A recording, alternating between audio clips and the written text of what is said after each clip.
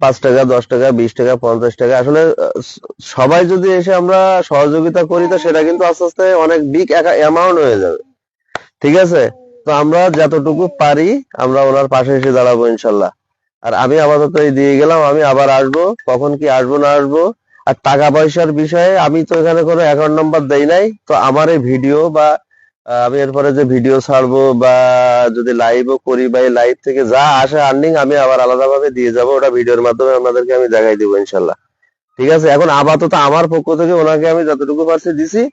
আর আমার পার্শ্ববর্তী আমি সবসময় এসে ওনাকে দেখে যাব, খবর নিয়ে যাব ইনশাল্লাহ। ঠিক আছে, তো সবাই যতটুকু পারেন।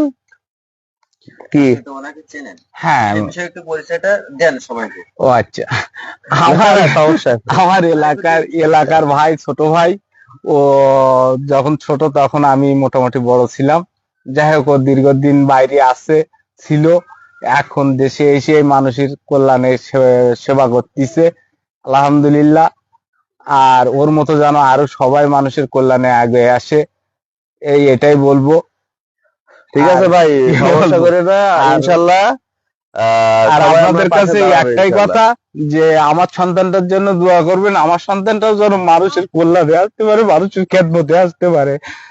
আর ইনশাল্লাহ আমার ইনশাল্লাহ। আর আমার আপনাদের কাছে আর অন্য কোনো দাবি নেই, খালি দোয়া করবেন যেন ও যেন মানুষের